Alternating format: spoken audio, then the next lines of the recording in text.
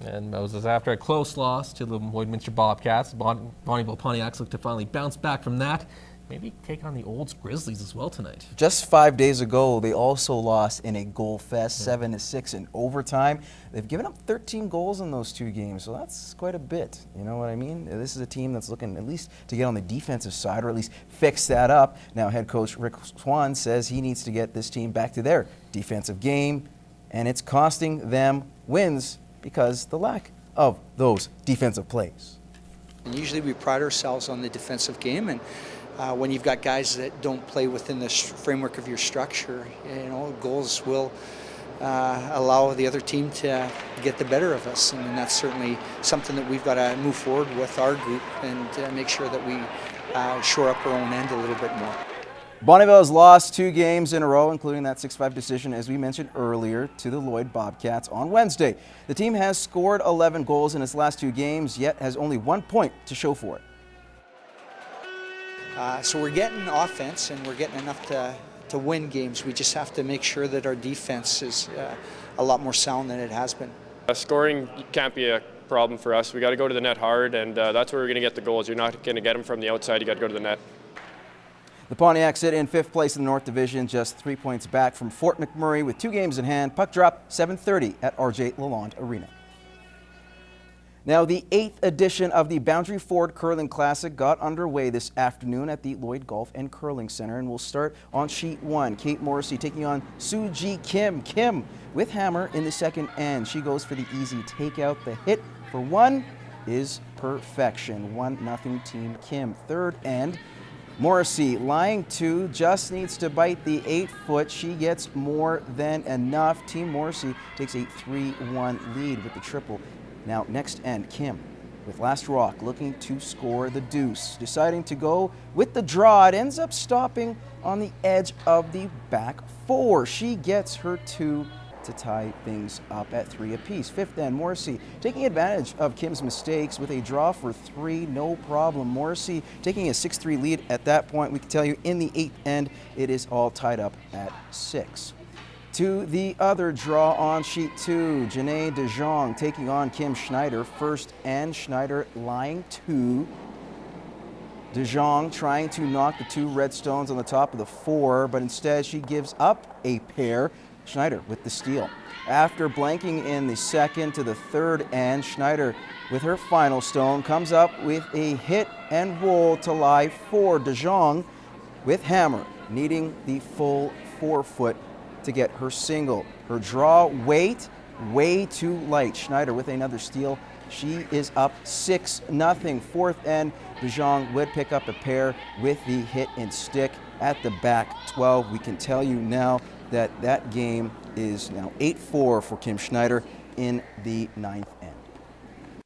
They came from the land down under all the way to Lloydminster to play basketball for the Lakeland Rustlers. What's crazy is that they didn't know that the other would also be making the 15,000-kilometer journey. Claire Hanna has the story.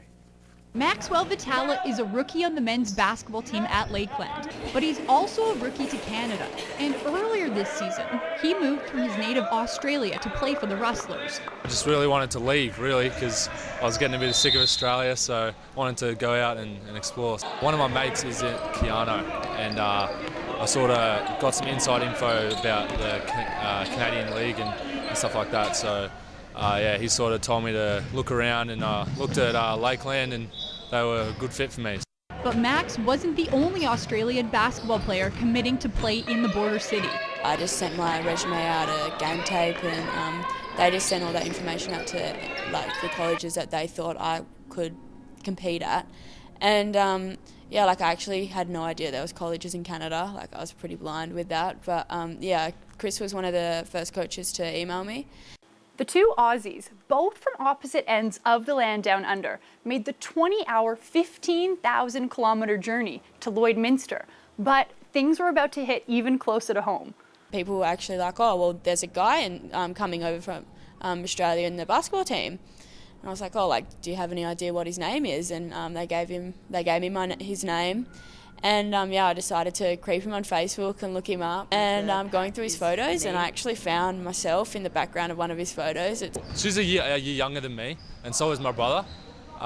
So they played at the same state nationals, and I was there watching my brother. So I've like seen her around and like sort of knew who she was. And when I found out like that's who she really was, I was mind blown. So.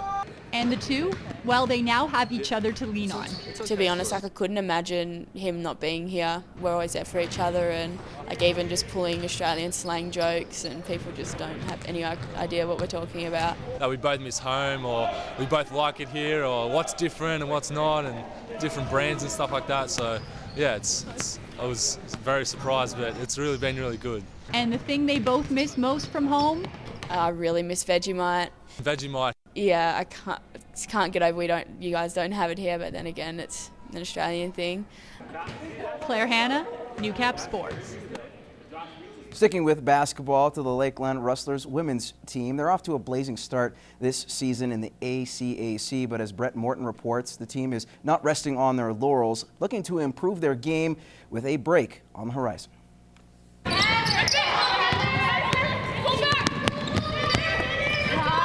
The Rustlers are getting ready to pack things in for the Christmas break.